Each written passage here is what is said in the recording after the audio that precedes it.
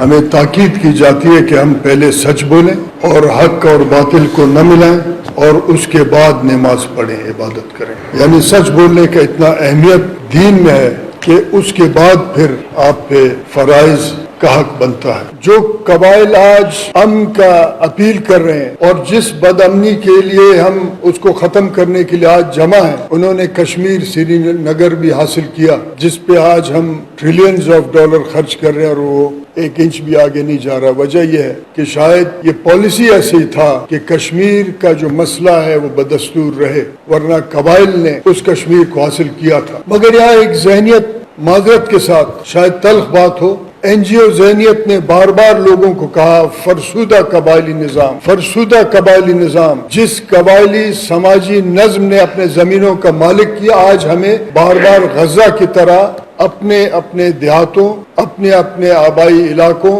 سے نقل مکانی کرنے کا حکم دیا جاتا ہے. سوات بھی آپ کے سامنے ہے، مالاکنڈ آپ کے سامنے ہے. آج خیبر پختونخوا کے کئی علاقوں میں لوگوں کو یہ بتایا جا رہا ہے کہ یہاں آپریشن ہوگا، آپ چلے جائیں. یقیناً کہیں نہ کہیں ہم نے غلطیاں کی. اگر قبائلی نظم کو ہم نے ختم کی تو اس کا نعم البدل سیاسی نظم تھا، سیاسی قبائل تھے. سیاسی قبائل نے بھی شاید ترجیح اس بات کو دی کہ وہ عوام کے دروازے کو کھٹکھٹانے کے بجائے گیٹ نمبر 4 کو کھٹکھٹاتے ہیں. تو یہاں ایک خلا پیدا ہوا اور اس خلا کو مختلف شدت پسند غیر سیاسی تنظیموں نے اسے پر کیا، اور آج ہم یہاں اپنے کیے کا سزا اپنے لوگوں کو دے رہے ہیں. اور سورۃ بقرہ کی آیت، آخری آیت میں اللہ پاک نے ہمیں ایک دعا بتایا ہے، ربنا لا تؤاخذنا ان نسینا او اخطانا. اے اللہ پاک ہمیں پکڑنا مت جو ہم بھول گئے یا خطا کیا ہے. جو کام دانستہ کیا ہے اس کا نہیں کہہ رہا ہے، خطا کیا ہے.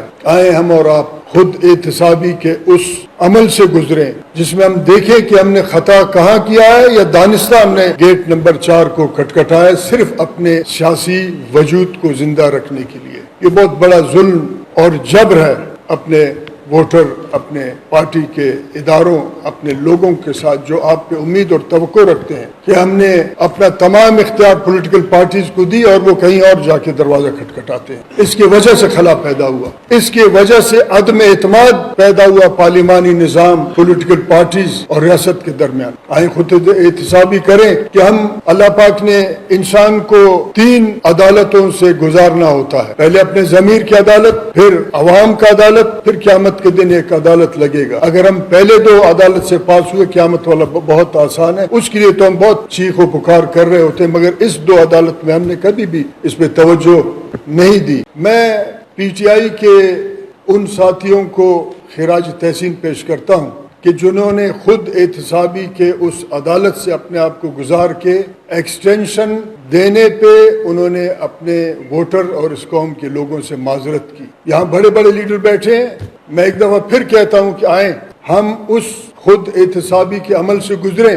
باقی پارٹیوں کو بھی چاہیے کہ وہ اپنے ووٹر سے، اپنے لوگوں سے معذرت کریں کہ انہوں نے جرنیلوں کو اپنے سر پہ حاوی کیا اور ان کو ایکسٹینشن دی. ایک دفعہ اس پہ ہم اپنا راستہ طے کریں، اس کے بعد پھر ہم عوام کا دروازہ کھٹکھٹائیں، اپنے منشور کے ساتھ جائیں، اپنے پالیسیز کے ساتھ جائیں، اپنے اس پروگرام کے ساتھ عوام کا دروازہ کھٹکھٹائیں، نہ کہ گیٹ نمبر 4 کو ہم کھٹکھٹاتے ہیں. اس کے بعد پھر ہم پشیمانیاں اور پریشانیاں اور پھر ہم معذرت کرتے ہیں. ہمیں بار بار مواقع ملتے ہیں اور ہم بار بار ایسے پروگرام سجاتے ہیں کہ ہم اپنے معاملات کو ٹھیک کریں. آج شاید پاکستان کا ایک بہت بڑا حصہ آپ کو بہت توجہ سے سن رہا ہے اور یہ فیصلہ سنے گا ہم سے کہ آئندہ آنے والے دنوں میں ہم اپنے لوگوں کے لیے جن کا اختیار کا دعویٰ ہم کرتے ہیں کہ ہمارے پاس ہے، پھر ہم کیا کریں گے. لوگ سن رہے ہیں اور فیصلہ یہ کریں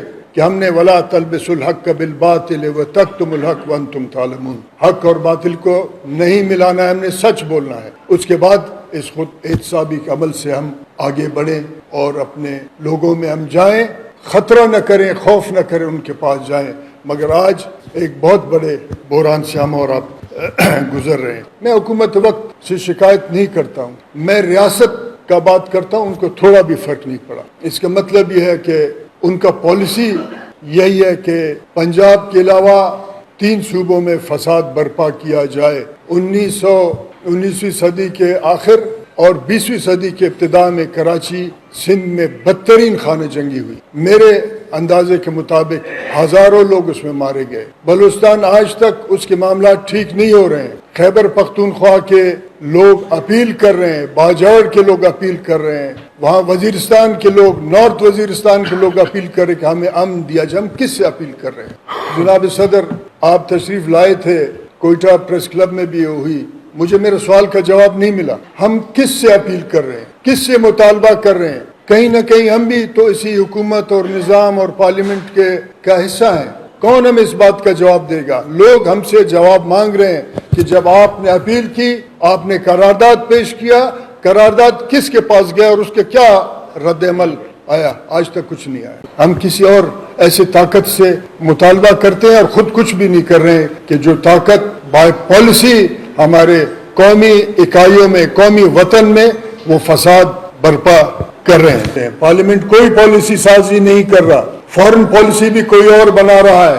آپ نے پوچھنا ہوگا ریاست پاکستان کے اس طاقتور شخص سے کہ آپ کس کے کہنے پہ گئے. آپ نے فورن منسٹر سے پوچھنا ہوگا کہ کیا یہ سب کچھ ہوا, اس کا کوئی رپورٹ پارلیمنٹ میں آیا؟ کیونکہ پارلیمنٹ مفلوج ہے اور کام نہیں کر سکتا. ایک سماجی سیاسی خلا پیدا ہو چکا ہے, اس خلا کو ضرور کوئی پر کرے گا. جیسے ہمارے محترم نے وہاں سے کہا کہ وہاں ایک ایسے تنظیمیں بن رہے ہیں, تمام پولیٹیکل پارٹیز کے کارکن ان کے ساتھ ہیں, اور وہ تنظیمیں جو ہے کسی کو نہیں مانتے, وہ اپنا مقصد کر رہے ہیں کیونکہ وہ خلا پیدا ہوا ہے, پولیٹیکل پارٹیز نے خلا پیدا کیا ہے. اس خلا کو ایک دفعہ پھر خود احتسابی کے ذریعے ہم نے پر کرنا ہوگا. ریاست نے بلوچستان کے ایشوز کو ہمیشہ غلط تعبیر کیا ہے اور ریاست کے طاقتور میڈیا نے اس غلط تعبیر کو لوگوں تک پہنچایا ہے. اس کے بعد بحران میں اضافہ ہوا ہے, بدامنی میں اضافہ ہوا ہے, کرپشن میں اضافہ ہوا ہے, ناخواندگی میں اضافہ ہوا ہے. کرپٹ لوگوں کو ریاست کے سرپرستی میں لا کے مسلط کیا گیا ہے اس ادارے میں جس کو ہم پارلیمنٹ, اس ادارے کو جس کو ہم صوبائی اسمبلی یا جرگہ کہتے ہیں, اس پہ مسلط کیا گیا. بحران پیدا ہوا ہے. یہاں بتایا گیا ہے کہ بلوچستان کے مسائل کا حل طبقاتی ہے, قومی نہیں, اور یہ سب سے بڑا تاریخ کا جھوٹ ہے. ہم ایک تاریخی قومی اکائی ہیں, ہمارے اپنے قومی اصول ہیں, ہمارے اپنے قومی حقوق ہیں, ہمارا قومی تاریخ اور شناخت ہے. یہاں کوئی طبقاتی معاملہ نہیں ہے. مگر بتایا گیا کہ نہیں, بلوچستان کے مسائل کا حل سردار ہے. میں کسی طبقے کا دفاع نہیں کر رہا ہوں جناب صدر, مگر میں یہ اپنا ذمہ داری سمجھتا ہوں کہ آج آپ کے اس فورم سے میں حق اور سچ کا بات کروں تاکہ تاریخ کے اوراق میں آئے, تاکہ ہم پھر آئندہ آنے والے دنوں میں اپنے لوگوں کو جواب دہ ہوں, یا وہ بات وہاں ان کے سامنے رکھا جائے کہ جو بات ہم نے کی. یہاں بتایا گیا کہ طبقاتی ہے اور مسائل حل نہیں کی ریاست اور ریاست کے اداروں نے, کہا سردار ہے. چلیں ٹھیک ہے. اس کے بعد ہمیں آپس میں الجھایا گیا, سوئی گیس کو لوٹا, 1954 سے آج تک لوٹ رہے ہیں. ایک ادارے کے ریسرچ کے مطابق اگر سوئی گیس کے واجبات کا بلوچستان کے ساتھ حساب رکھا جائے تو 1000 ارب ریاست پاکستان بلوچستان کا قرض دار ہے. 1000 ارب. اور پھر بتایا گیا کہ وہاں کیونکہ سوئی گیس کے سوئی کے علاقے میں, ڈیرہ بگٹی کے علاقے میں قبائل آج بھی سر پہ لکڑیاں لے جاتے ہیں کیونکہ سردار کی وجہ سے ہے. آج تو مڈل کلاس کا حکومت ہے, اس کو تو گیس کے مسئلے کو حل کرنا چاہیے تھا. پھر ہمیں بتایا گیا کہ بھائی آپ کے ایک طبقہ آپ کے پسماندگی کا وجہ ہے, مگر اس کے نتیجے میں جنرل ضیاء الحق کے دور سے آج تک سائندک کے اس بہت بڑے ذخیرے کو جس میں سونا, تانبا, اسٹریٹجک منرلز کو لوٹا جا رہا ہے چین کے ساتھ مل کے, اور اس لوٹ مار میں آج تک بلوچستان کو ایک ٹکا بھی نہیں ملا. اور آج جو چین دنیا کے ساتھ اسٹریٹجک منرلز کے لیے بات کرتا ہے, اس کے پاس ڈیل ہے, اس کے معیشت ہے, وہ بلوچستان کے اس بہت بڑے ایک ذخیرے سے وہ چوری کر کے لے جا رہا ہے اور ریاست پاکستان اس میں شریک. پھر ہمیں بتایا گیا, آپ نے بھی سنا ہوگا کہ سی پیک ایک لفظ ہے, بہت عرصے تک تو ہمیں سمجھ بھی نہیں آئی یہ کیا چیز ہے. سی پیک گیم چینجر ہے. آج سی پیک کو بھول گئے, پاپا جون سمیت وہ سب کچھ ختم ہو گیا. اور سی پیک کے گیم چینجر کے ساتھ ساتھ پھر ایک نیا تنازع کھڑا کیا گیا. وہاں کہا گیا بلوچستان میں اور خیبر پختونخوا میں کہ اس کا ویسٹرن روٹ کے طرف کام کیا جائے.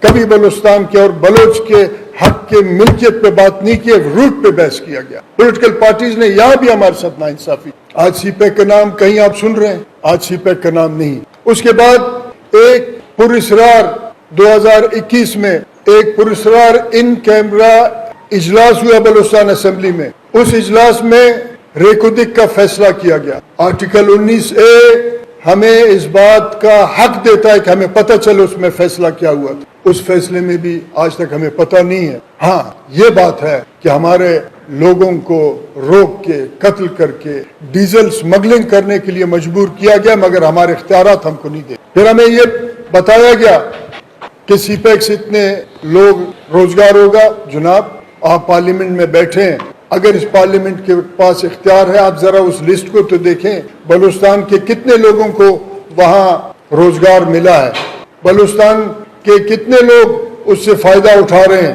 سائل اور وسائل تو ہمارے ہیں, مگر ایک پاکستانی جرنیل کہتا ہے کون اس کو جہیز میں لایا تھا. آپ ادب تو ان کا دیکھیں, آپ ادب تو ان کا دیکھیں. ہمارے قومی وسائل کو جہیز میں کہتے ہیں, آپ کون سے جہیز میں آئے ہمارے سر پہ آ کے مسلط ہوئے. بلوچستان اور ان کے لوگوں کے ساتھ ذاتی وہاں سیاسی لوٹ مار, وسائل کا لوٹ مار, افغانستان سے لوگوں کو لا کے MNA بنایا گیا.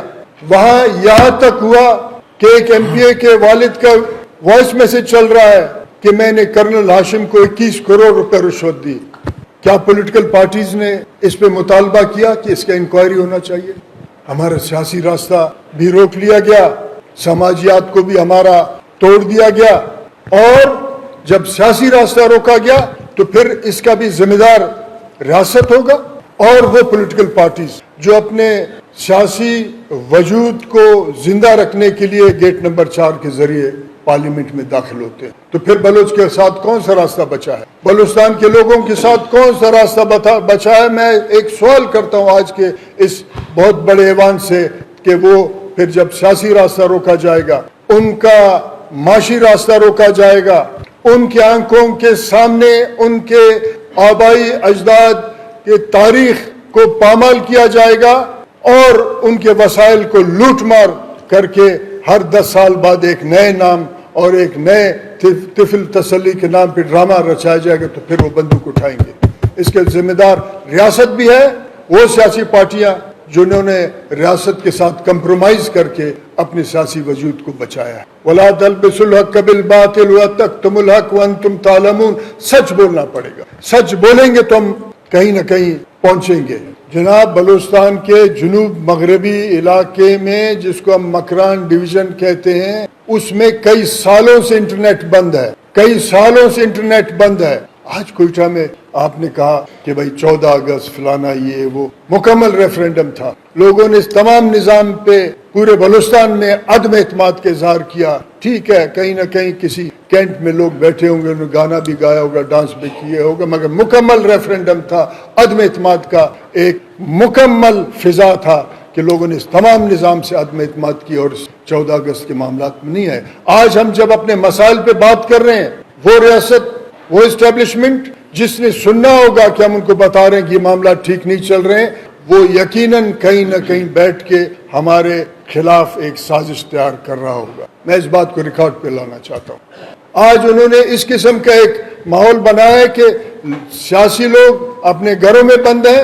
ایسے لوگوں کو پارلیمنٹ اسمبلی میں بٹھایا انہوں نے جن کے پاس 10-10, 20-20 کالے شیشے والے گاڑیاں اور مسلح, وہ اپنے سماج میں تو نہیں جا سکتے مگر نکل کے آگے پیچھے جا رہے ہیں. میں ان لوگوں کو یہ کہنا چاہتا ہوں کہ آپ 10 نہیں 20 گاڑیوں میں مسلح ہو کے چلیں. جس دن انقلاب اٹھے گا دنیا کا کوئی طاقتور اسٹیبلشمنٹ اس کو نہیں روک سکے گا جب آپ اپنے سماج سے کٹ جائیں. میں یہ آج کے معتبر ایوان سے یہ اپیل کرتا ہوں کہ اپنا کردار ادا کریں, ورنہ پھر یہ کالے شیشے اور بڑے بڑے بلٹ پروف گاڑیاں بھی ہم کو بچا نہیں سکیں گے. یہاں بار بار یہ بتایا گیا بلوچوں کو, بلوچستان کے لوگوں کو کہ آپ کے سردار, آپ کے سردار, آپ کے سردار. میں یہ بات آج آپ کے حوالے سے کہنا چاہتا ہوں کہ جناب صدر, ایک غلام سردار ہونے سے بہتر ہے کہ حاجی لشکری بکریاں چرائے اور ایک آزاد بلوچ کی حیثیت سے زندگی گزارے. यहाँ हर 5 साल 10 साल बाद नए नाम पे एक ड्रामा क्रिएट करते हैं। मुसल्ला जत्थे हैं और मुसल्ला जत्थे के पास बाकायदा कार्ड है और उन कार्डों के जरिए वो एक डिस्ट्रिक्ट से दूसरे डिस्ट्रिक्ट और एक घर से दूसरे घर तक वो जाते हैं, मगर सियासी लोगों के लिए सियासी रास्ते को रियासत ने बंद किया है। एक करप्ट इलेक्शन कमीशन जिसका मैं मजम्मत करता हूं कि करप्ट इलेक्शन कमीशन ने यहाँ तक इस मुल्क को पहुंचाया, मगर मैं समझता हूँ कि हमने भी कहीं ना कहीं मुसाहलत की है इस तमाम निज़ाम से, पॉलिटिकल पार्टीज ने भी। जब पॉलिटिकल पार्टीज मुसाहलत करेंगे तो बदतरीन हालात का फिर आप इंतजार। अब होना क्या चाहिए? होना ये चाहिए कि जिसको हम सुना रहे हैं वो तो सुनता नहीं, वो कहते हैं कि आप लूटमार करें, हमारा रास्ता न रोकें। तो फिर क्या करना चाहिए? तो फिर हमने अपना एक रास्ता अपनाना चाहिए। अगर रियासत चाहता है, रियासत का बात कर रहा हूँ, हुकूमत वक्त का नहीं कर रहा हूँ। यहाँ बुखारी साहब भी बैठे हैं, हुकूमत वक्त से इनका ताल्लुक है। मैं रियासत का बात कर रहा हूँ कि वो अपना एतमाद खो चुका है बलोच और पश्तून में। रियासत आप अपना, जनाब लाट साहब, आप अपना एतमाद खो चुके हैं। आपने एतमाद बहाल करना होगा अगर आप चाहते हैं कि अमन कायम हो। जाली शख्सियात, जाली इलेक्शन के निज़ाम, होटलों के अंदर बैठ के सियासी मामलात को तय करना ये मुमकिन नहीं है, इससे ठीक नहीं होगा। आप 1948 के उस एग्रीमेंट का ऊपर अमल करें जो खान कलात और मोहम्मद अली जिन्ना के दरमियान में हुआ। मोहम्मद अली जिन्ना का वो तस्वीर तो आपको बहुत पसंद है लाट साहब की, जो आप अपने जेब में डाल रहे हैं हमारे वसाइल को लूट, मगर आपको उस एग्रीमेंट से बड़ा नफरत है, उसको जरा देख लें। हम अमन का बात करते हैं, हम सियासी लोग हैं, शायद आज बलूचिस्तान में हम जैसे आखिरी सियासी लोग बचे हैं कि जो फिर भी कोशिश करते हैं कि आइन, कानून और पार्लियामान के जरिए हम ये बात लोगों तक पहुंचाएं। मौलाना साहब, आप पिशीन से नुमाइंदगी करते हैं NA 265, आपको भी ये शायद पता नहीं है कि NA 265 का एक हिस्सा काकड़ खुरासान है, वहाँ 2,63,000 एकड़ अलॉट हुए हैं। किसको ये अलॉट हुए हैं? इतना ज्यादा ये अलॉटमेंट कैसा है? रियासत को चाहिए अपना वो करे, आप इस आवाज को उठाएं। मैं सुन रहा था कि किसी ताकतवर लाट साहब ने ये कहा कि बलूचिस्तान के वसाइल और खैबर पख्तूनख्वा के वसाइल हम निकाल के पाकिस्तान के कर्जे उठाएंगे। आपने एक सवाल करना है जनाब, पार्लियामेंट में आप बैठे हैं, कि एक सवाल आप लाएं पार्लियामेंट में कि पाकिस्तान ने पहला कर्जा कब लिया और आखिर तक ये कर्जे कौन कौन से मद में लिए गए, फिर पता चले कि किस मद में ये कर्जे खर्च हुए। फिर ज़िमनी सवाल करें आप कि जनाब फिर बलूचिस्तान पे ये पैसे कितने खर्च हुए, हमें पता चले कि हमारा हिस्सा कितना है अगर हम कर्ज उतारना हो। मगर ये तो नहीं है कि शाख खर्चियाँ फिलाना खान करे, लाट साहब करे, कर्जे हम उतारे, हमारा आइंदा नस्ल भूखा मरे। कतन ये बात कबूल नहीं, कतन ये बात कबूल नहीं। बलूचिस्तान के लोग, नौजवान, कतन कबूल नहीं। ये कमीशन कायम हो, ये जो बलूचिस्तान के तूल अर्ज में रोजाना लाशें गिरती हैं, उन पे केमिकल छिड़का जाता है, क्या ये आसमान से गिरते हैं? आप पार्लियामेंट में बैठे हैं, अगर पार्लियामेंट के अंदर इख्तियार है, ये आसमान से लाशें गिरती हैं, कौन है इनके रिश्तेदार, कौन है इनका FIR दर्ज क्यों नहीं होता? इनके हवाले से रियासत क्या किरदार अदा कर रहा है? ये भी कमीशन आप जनाब कायम करें। यहाँ 2013 में एक DHA एक्ट पास कराया पॉलिटिकल पार्टीज ने, वो अपने खुद एहतसाबी के तहत आए, खड़े हो, बोला हमने गलती की है, उसको भी खत्म करें। रियासत का ये जिम्मेदारी है। पॉलिटिकल पार्टीज जो इस वक्त पार्लियामेंट में नुमाइंदगी कर रहे हैं, उनका जिम्मेदारी है कि इन एक्ट्स को खत्म कराएं। रियासत रेकोदिक का वो एग्रीमेंट लोगों के सामने लाए। रियासत और पॉलिटिकल पार्टीज को चाहिए कि वो इस बात को लोगों के सामने लाए कि माइंस एंड मिनरल्स एक्ट 2025 को वापस किया जाए। ये तो नहीं है कि कर्जे कोई और ले, मजे कोई और उड़ाए, रिटायरमेंट के बाद किसी बहुत बड़े पुरान इलाके में जाए और हमारे पास जंग छोड़ के चला जाए। मैं अपील करता हूं बलूचिस्तान के नौजवानों से कि अपने कौमी नज़म को वो कायम रखें और इस जाली मसनूई फसाद को, बदअमनी को अपने अमल से, सियासी अमल से उसको वो ख़त्म करें, ताकि हम आइंदा आने वाले नस्लों के हवाले से चले जाएं। 1948 का एग्रीमेंट जो खान कलात और मोहम्मद अली जिन्ना साहब के दरमियान में हुआ था, उसको आइन का हिस्सा बनाया जाए। आज गो के बलूचिस्तान के अक्सर नौजवान इस बात को नहीं मानते हैं, फिर भी हम कोशिश करते हैं, सियासी लोग हैं। 73 के आइन में 18वीं तरमीम हुई, اس میں جو بربادی کی 26ویں ترمیم کے تحت اس کو واپس کیا جائے اور ریاست اعتماد کا فضا قائم کرنے میں اپنا کردار ادا کرے. یہاں ہمارے بچے جناب صدر پنجاب کے مختلف یونیورسٹیوں میں پڑھنے کے لیے آتے ہیں اور ان کے غریب والدین اپنا جو کچھ ان کا ہوتا ہے ان بچوں پہ لگا دیتے ہیں تاکہ ان کا بچہ ایک تعلیم یافتہ شخص بنے, اپنے خاندان اپنے آئندہ نسلوں کو باوقار زندگی گزارنے میں اپنا کردار ادا کرے. مگر وہ کون سا طاقت ہے کہ ان تعلیم یافتہ بچوں کو وہ مجبور کرتا ہے کہ وہ پھر یونیورسٹی سے نکل کے کتابیں پھینک کے کلیشن کوف اٹھائیں. میرا ایک دوست ایک دن میرے پاس آیا جناب, اس نے کہا میرا ایک بیٹا پنجاب میں پڑھتا ہے, اسلام آباد کو بھی ہم پنجاب سمجھتے ہیں, اور وہ واپس آنے کے بعد چھٹیوں میں اس نے کہا کہ میں واپس نہیں جانا چاہتا ہوں. ہمیں بے احترامی تذلیل کا نشانہ بنایا جاتا ہے. ایک خاص قسم کا گروہ ہے وہ یونیورسٹی میں آ کے ہمیں تنگ کرتا ہے. اساتذہ کا بھی رویہ ہمارے ساتھ ٹھیک نہیں ہے, میں واپس نہیں جاؤں گا. تو میرے پاس لایا, میں نے اس کو کہا کہ آپ واپس جائیں اور اپنا تعلیم پورا کر کے آئیں. مگر میں یہ سمجھتا ہوں ایک خاص پالیسی کے تحت ہمارے بچوں کو مجبور کیا جا رہا ہے کہ تعلیم یافتہ بچے بھی پہاڑوں میں جائیں, اور پھر ہم ان کو کہیں کہ ایک نیا ٹھپا کبھی لگایا, کبھی کہا کہ سردار ایسے ہیں, کبھی کہا کہ سی پیک سے آپ کو خوشحالی آئے گا, کبھی کہا ریکودک سے ہم اپنے قرض اتاریں گے. پھر آج کل ایک نیا ٹھپا اسٹیبلشمنٹ نے بنایا, اس کو کوئی پتہ نہیں فتنۃ الہند کا نام دے دیے. یہ کہاں سے عربی الفاظ آپ لا کے تلاش کر کے ٹھپا لگاتے ہیں؟ فتنۃ الامریکہ نہیں ہے کیا؟ جس آج بدامنی کا بات کرتے ہیں اور نام نہاد دہشت گردی کا بات کرتے ہیں, کیا اس نام نہاد دہشت گردی کو پاکستان کے اسٹیبلشمنٹ کا کریٹڈ اس جنگ نے افغانستان کو جس نے برباد کیا اور جس کے تحت ایک کلیشن کوف کلچر ہمارے پاس آیا, کیا وہ فتنۃ الامریکہ نہیں؟